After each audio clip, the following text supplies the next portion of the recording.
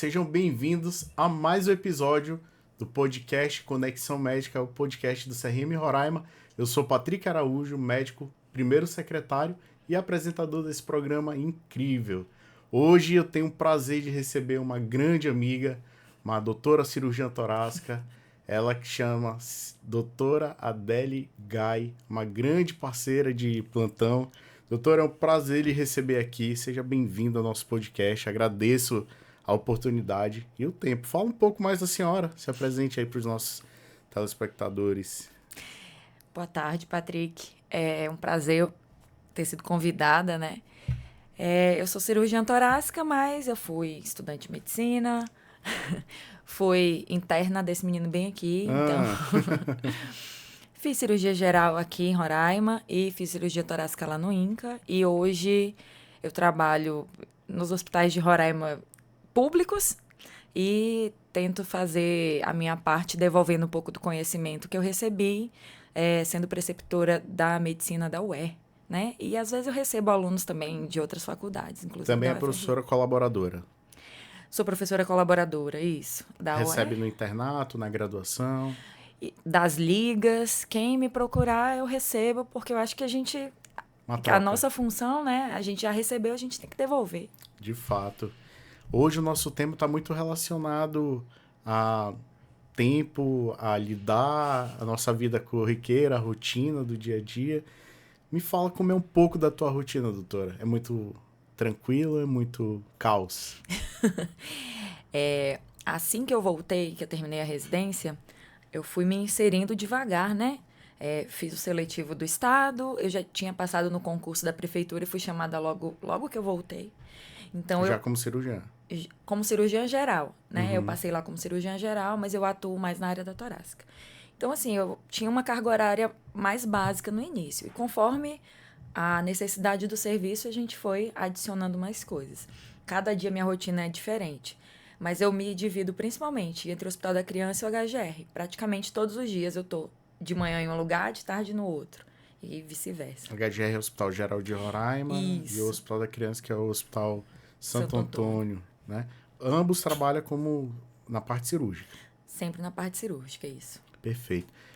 Falou, então, tem uma programação da tua rotina de tal, eu faço plantão aqui, ou não? Ou realmente são os dois lugares, sempre tá corrido? Como é que funciona? No dia a dia. Então, eu tenho uma carga horária definida, né? Idealmente, eu tenho que estar nesse horário aqui, nesse horário aqui. Mas tem situações em que a gente foge um pouco dessa rotina. Toda terça e quinta de manhã eu estou operando no Hospital Geral e toda quarta de manhã eu estou no Hospital da Criança operando também.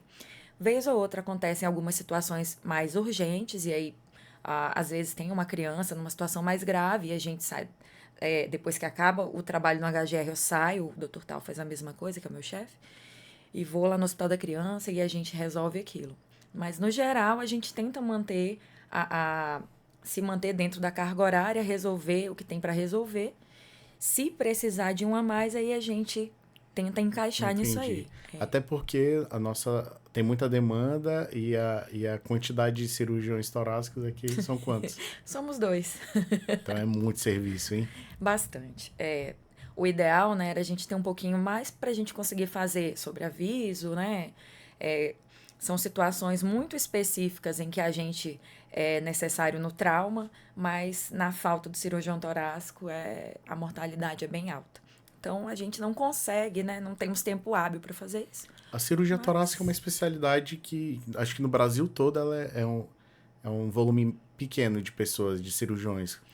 Dentro daquele último censo que saiu, nós estamos entre as 7 com menos profissionais. Sério? Quantos no Brasil hoje, doutora? Eu acho que 1.200 no Brasil inteiro. Sendo que a região Muito norte é pouco. muito menos. Menos. Eu não sei se no Acre já tem, mas até o último censo de 3 anos atrás não tinha cirurgião torácico no Acre. Aqui só tinha o Dr. Tal, no Amapá também só tinha o Fábio, Em Belém, eu acho que tinha Ou um seja, pouco no mais, norte né? mesmo, né? No norte, a gente tem uma densidade muito baixa de médicos em geral, e Uhum, principalmente de especialistas, né? Aí, perfeito. Dentro desse contexto, eu já entendo que a carga horária de trabalho da senhora é muito alta. Ou não? então, Tem uma média de quanto tempo trabalha semanal? Patrick, eu faço o máximo que dá. A minha carga horária obrigatória, né, mínima no estado, 40 horas e na prefeitura 20 horas. Mas eu faço os extras para poder dar conta. Às vezes à noite, às vezes fim de semana. Se eu tenho um paciente que eu operei hoje e sábado e domingo ele ainda está internado, eu vou ter que passar lá com ele Precisa para ver, acompanhar. para acompanhar, exatamente. Não dá para simplesmente abandonar o paciente desse jeito, né? Então Exatamente. a gente tem uma carga horária um pouco mais alta, né? É, eu me. Sábado e domingo nem existe, então. Não, então. Eu sempre tô disponível para os pacientes que eu opero. Nem toda semana os pacientes estão no fim de semana, mas na grande maioria das vezes estão. Vez ou outra eu divido com o doutor Tal, né? Ele é o meu chefe, ele tá aqui há muito mais tempo. E então a gente tenta se organizar para não ficar tão pesado para ninguém, né? Perfeito. Tem um cálculo mais ou menos, doutora, quantas horas semanal trabalha em horas mesmo? Eu acho entre 60 e 80 por aí, É o habitual, acho que do do médico. médico, né? O É, médico trabalha muito, né, doutora? e eu, graças a Deus, né, organizei minha vida para não tirar mais plantão noturno, né? Eu tenho um filho pequeno de 2 anos e eu vim me organizando para conseguir ter esse tempo mínimo para minha família, né? Para os amigos, alguma coisa assim. Casada, filho, família, lar, né? Fora o trabalho, tudo isso. Até para não enlouquecer, porque se a gente não tiver bem de saúde, a gente não consegue cuidar do outro, né? Exatamente. Tem algo que, dentro da rotina, que você acha que é mais desafiador, desgastante? Ou geralmente. É porque quando a gente trabalha com muita dedicação e amor pelo que a gente faz, e quem a gente estava falando antes de começar, o quanto a gente decidiu ser médico, acho que desde sempre, né? Então, sempre quis ser. Então, quando você trabalha e gosta daquilo, aquilo que as pessoas veem como desgaste, às vezes te dá prazer. Né? Isso não isenta que a nossa profissão de fato é desgastante, né? O ambiente hospitalar suga muito a tua energia. Mas assim, tem alguma coisa que realmente, que na tua rotina que tu olha realmente, isso aqui me desgasta? Tem. Eu, para mim, claro, não só mulher, né? Mas eu acho que a gente acaba ainda desempenhando alguns papéis que não foram completamente absorvidos pelo homem, dentro da própria família, né? Então, para mim, o mais difícil é eu conseguir dividir essa parte que eu amo a medicina, sempre quis fazer medicina, demorei para chegar até lá e cheguei com o amor que eu tenho pela minha família. Então, é basicamente quando eu tô me dedicando muito mais ao hospital, minha família sente. Quando eu tô me dedicando mais à minha família, eu vou deixar alguma coisa pendente no hospital. Para mim é o mais difícil, né? Então eu acho que a gente viver nesse o tempo inteiro tentando equilibrar é o mais desgastante. Para mim é isso. Mas assim, na rotina, dia a dia, não encontra um fator, não sei, talvez o tempo cirúrgico, né, que é uma coisa que desgasta muito o cirurgião, complicações no intraoperatório, tem alguma coisa assim? Ou até mesmo os problemas habituais que todo hospital tem, né? Pronto. Então dentro da medicina, né? É, o tempo cirúrgico não me estressa tanto, né? A gente vai meio que planejando ter mais ou menos um tempo a mais do que aquele padrão. Para mim, eu acho que o mais difícil eu vim de uma formação lá no INCA, no Rio de Janeiro, naquele hospital tinha muita coisa, né? Eu ajudei a operar robótica. Então eu chego aqui e às vezes eu não consigo operar vídeo.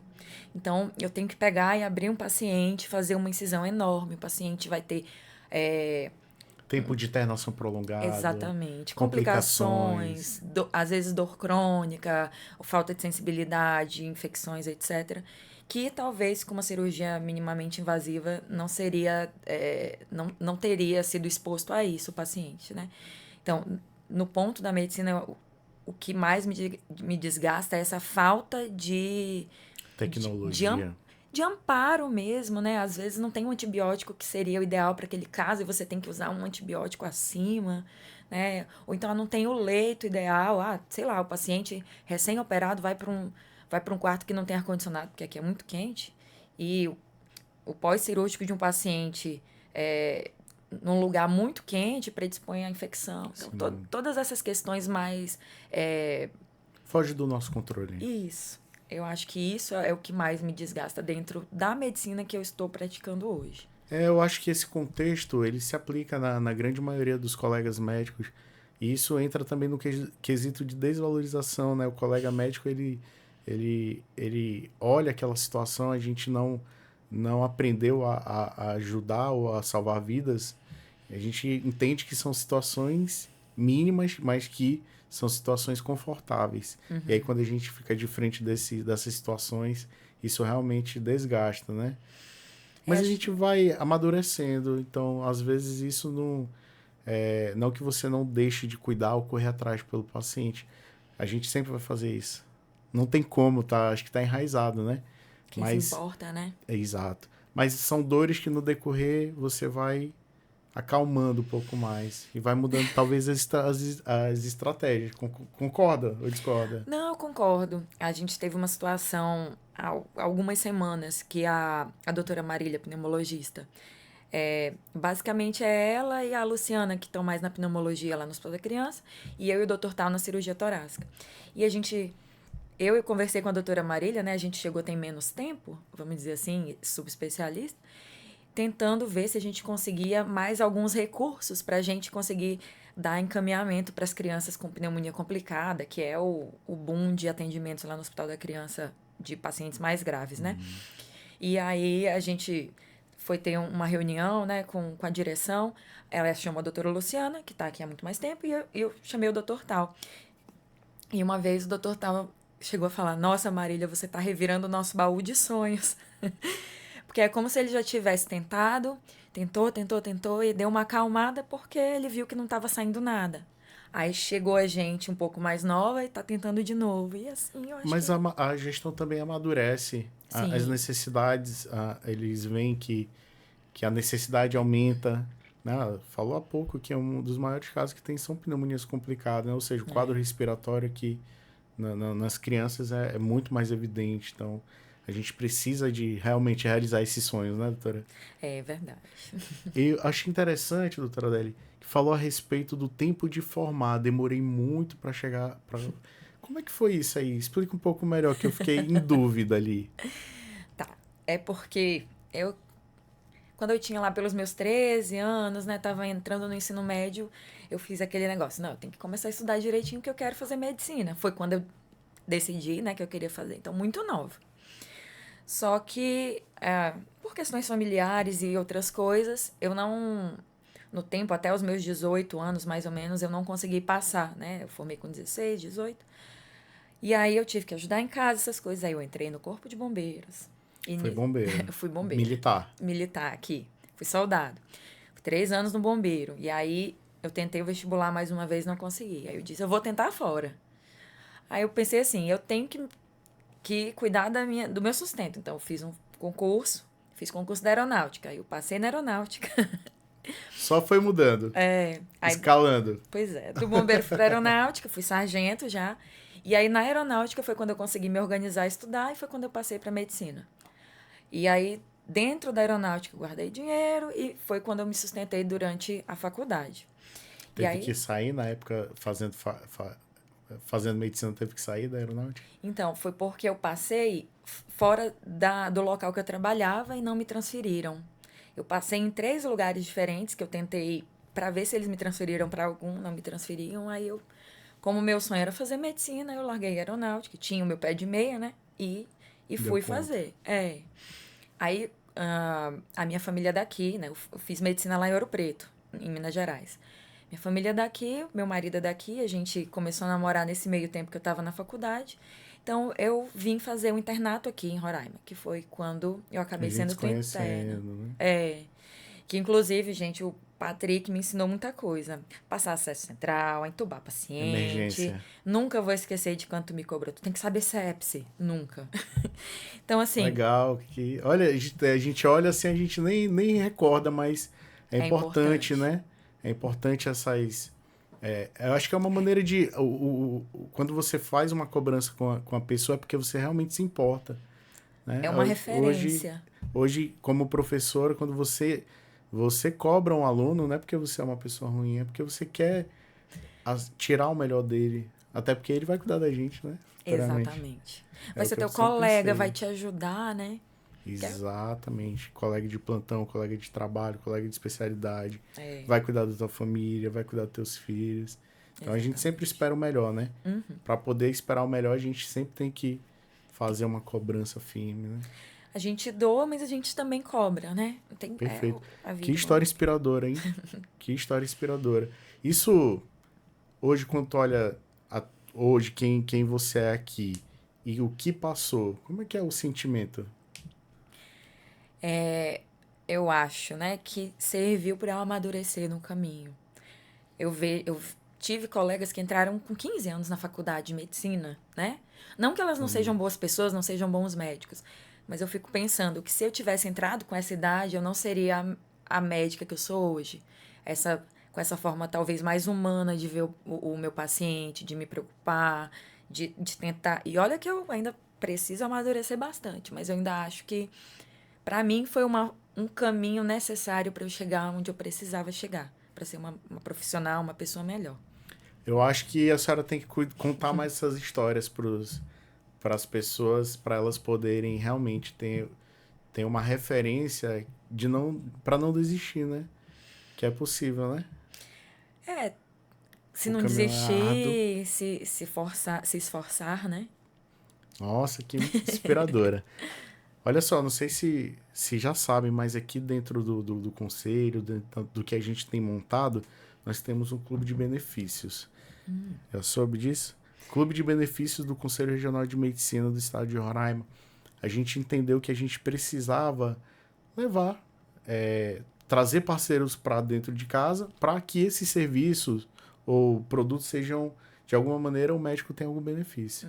Então nós criamos, ou melhor, nós otimizamos, melhoramos o que já existia e mudamos o de nome. Então a gente tem um clube de benefícios, que hoje nós temos um site com mais de 30 parceiros, 30 empresas que realmente acreditam e facilitam para a gente, né? Ou seja, em troca, fornecem descontos. Então, se você quiser saber um pouco mais, entra lá no site Clube de Benefícios crmrr.com.br. Tem toda a lista de parceiros. E no Brasil, a nível Brasil, tanto a nível nacional, a gente tem o CFM+, que é o Clube de Benefícios do Conselho Federal de Medicina. Você acessa o site também, lá tem mais de 2.000 empresas. Você Nossa, pode, bastante.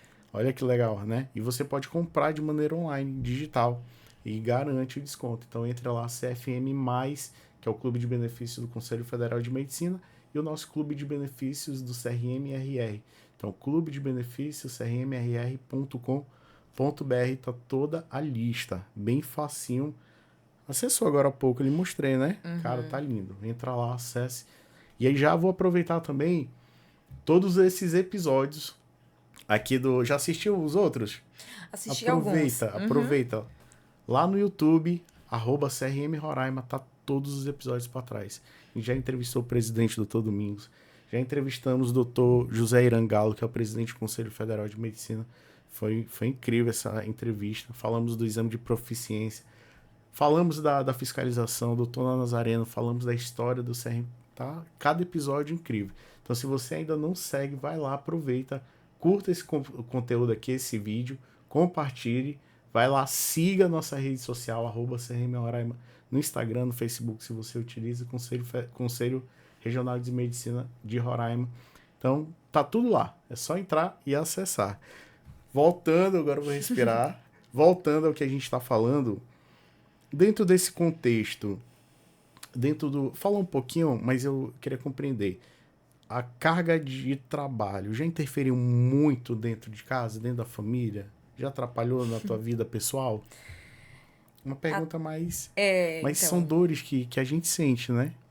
então, a gente não consegue ter uma carreira boa se a gente não tiver um apoio. Então, nesse ponto, né, além de, obviamente, a gente tem que saber escolher, mas eu também tive sorte, porque o meu marido, ele é fantástico, é meu apoio. Sem ele, eu não conseguiria estar aqui, eu ia deixar meu filho com quem, né? Vamos pensar dessa forma. Então, eu tenho mentores muito bons, né? Pessoas que me ensinam e que me carregam junto. Mas, sim, em casa, vez ou outra, é, pesa um pouco, né? Há 2 semanas atrás, ó, eu não sei nem como é que o Dr. Tal conseguia, né, meu chefe? Ele passou 13 anos aqui como único cirurgião torácico de Roraima. Então, quando ele saía de férias, ele não conseguia sair de férias. Carregou o piano, né? Caramba, nossa, admiro demais. Então, assim, quando ele sai de férias, eu tento fazer de tudo para que ninguém atrapalhe as férias dele, né?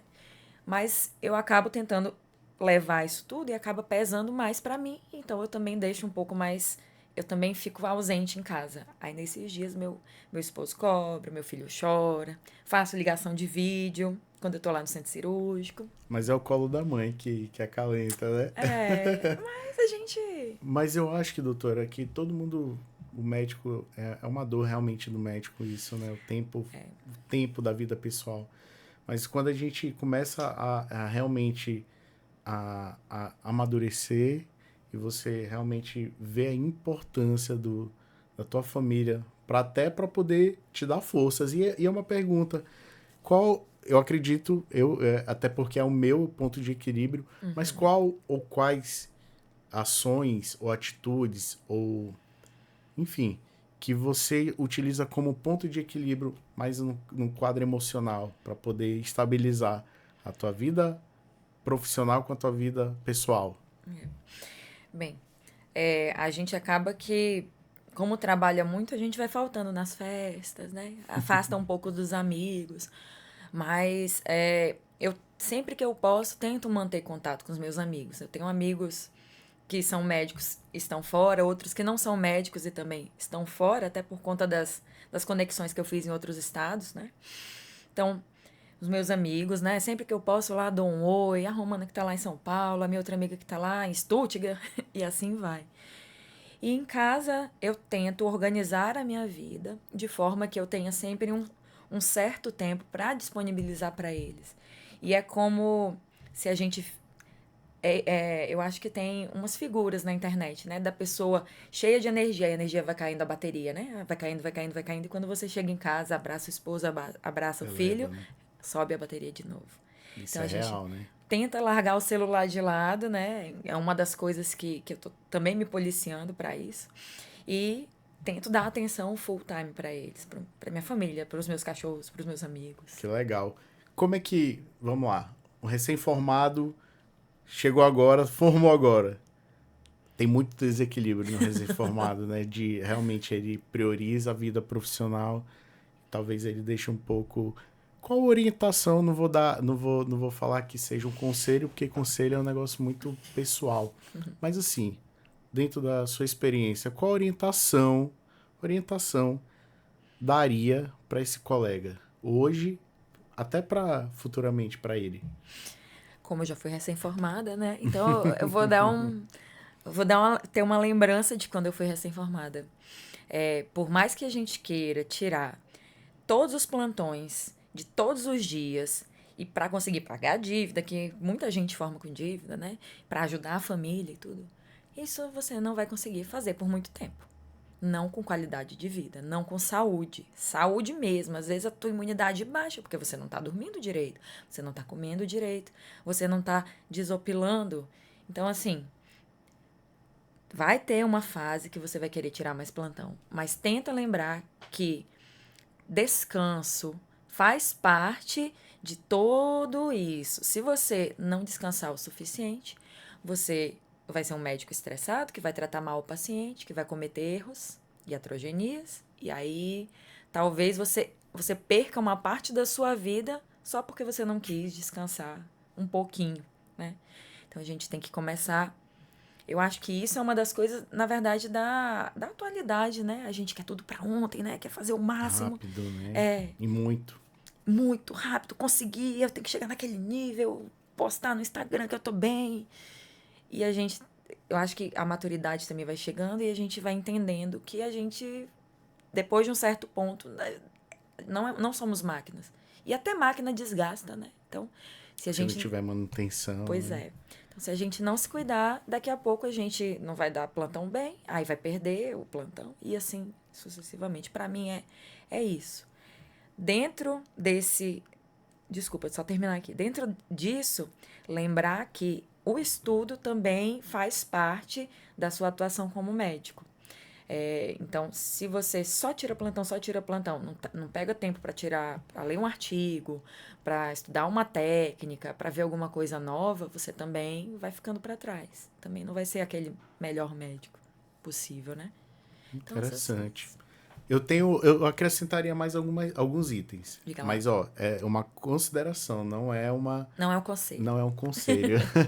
É uma orientação. É, Eu acho que dentro desse contexto de descanso, né, até para sua máquina ter uma manutenção adequada entre as atividades físicas, né, as verdade. atividades físicas que te dão mais força, te dão mais equilíbrio, te dão mais Serotonina?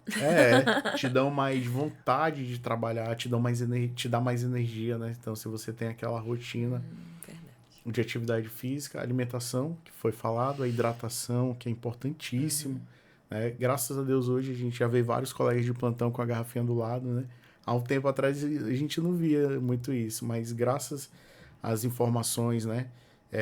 A gente vê muitos colegas com a garrafinha, isso é ponto positivo. O descanso, né? E o lazer, sobretudo, o lazer mesmo. Ou fazer aquilo, Teatro, teatro, música, praça. É. praça, um esporte que você coloca como hobby, o estar com a sua família ou com parentes que te fazem, né, que te fazem sorrir, os teus amigos, churrasco com os amigos, né? Isso é muito, muito, muito importante. Justamente para que você entre. Imagina, tu tá 12, 24 horas dentro de um hospital, só só vendo dores, dores e dores, recebendo uma sobrecarga emocional, né? Tendo que ser a força de outras pessoas, Tendo às que ser a vezes, né? força, né? Isso é extremamente desgastante, né? E sobretudo, para quem acredita, é claro, a parte espiritual, cuidar do outro lado, né? Se para quem acredita, isso faz muita diferença, até para você continuar sendo tudo isso aí. Porque não adianta você descansar, estudar, mas se você não trabalhar realmente esse outro lado, que aquilo foi um presente que você ganhou, né? A habilidade que você adquiriu é um presente. Não tem jeito. Claro que a gente corre atrás, mas é um presente para quem acredita. Então você tem que repassar isso também para as outras pessoas. Tu acredita nisso? Acredito. Eu acho que todos nós temos uma missão aqui na Terra e eu acho que que a nossa vida é perdida se a gente não busca sempre estar melhorando, né? Então, digamos, se eu acho que eu tô completa aqui, como é que eu vou conseguir ser melhor, né? Então, Exato. pra que eu vou viver 80 anos desse mesmo jeito? Pra mim não faz sentido. Eu concordo. Falaste da questão do exercício físico, eu esqueci de falar, mas, gente, nossa, faz toda a diferença.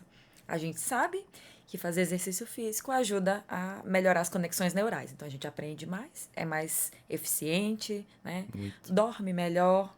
Dormindo melhor, a gente tem uma memória melhor e assim vai, né? Retroalimenta.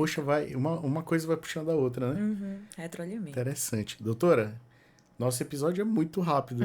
Pois é.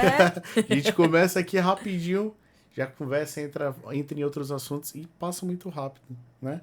Então a gente está encerrando esse episódio. Eu queria te agradecer pela oportunidade, pela disponibilidade, pelo tempo, por ter compartilhado um pouco de tentar buscar o equilíbrio entre a vida profissional e pessoal, compartilhar coisas pessoais, familiares, né? Esse episódio é justamente para trazer essa informação, lembrar que plantão não é tudo, Não existe outras coisas, né? Então faço as considerações finais aí, fique à vontade para se despedir. Oh, Deus. Bem, queria agradecer a todas as pessoas que acabaram, né, contribuindo para eu ser essa profissional, né? Não só pessoa, mas como profissional. Então, sem a minha família, sem os meus amigos, sem os meus mentores, você é um deles. Obrigado, gratidão. Sem essas pessoas, a gente não chega a lugar nenhum. Então, também não... A gente precisa manter as nossas conexões. As pessoas... Nós estamos aqui pelas pessoas, para as pessoas, né? Então, alguém ajuda a gente para a gente ajudar outra pessoa. A gente não pode esquecer... Nós não podemos esquecer de nós mesmos, porque se a gente se deixar de lado, né, adoece e a gente acaba virando paciente ao invés de cumprir com a nossa função como médico. Tentar sempre ser o mais ético, o mais como é que eu vou dizer, verdadeiro, sincero possível, tanto com o paciente quanto consigo e com os seus colegas, Exato. né? Para a gente ter um ambiente de trabalho melhor, né? Ser respeitoso com os outros, com a enfermagem, com os outros colegas, dentro do possível. E acho que é isso. Legal, obrigado, doutora. Mais uma Eu vez, que agradeço. muito obrigado pela sua participação. E eu convido você a fazer um agradecimento especial, porque nada disso seria possível se não fosse o apoio institucional que o CRM fez junto à Defensoria Pública, onde eles cedem esse espaço aqui maravilhoso, com pessoas incríveis aqui. Então, eu deixo o meu agradecimento, os nossos agradecimentos à Defensoria Pública do Estado de Roraima, um grande parceiro, nossa gratidão à nossa plenária, aos diretores do conselho, aos nossos funcionários. E você que tem nos assistido, nos acompanhado, não deixe de nos acompanhar nas redes sociais e no YouTube. Aproveita, vai lá, @CRM Roraima. Lembrando que todos esses episódios também, para quem não gosta de vídeo, a gente está no Spotify e no Deezer, nossos streams lá, só escutar. Eu já, quando eu vou correr, eu coloco também alguns episódios. Às vezes eu não assisto o vídeo, mas eu tô escutando o episódio, até para eu melhorar, viu? Né? Mas muito obrigado mais uma vez pela sua presença, doutora. E Eu que você, agradeço. muito obrigado. E eu te espero no próximo episódio.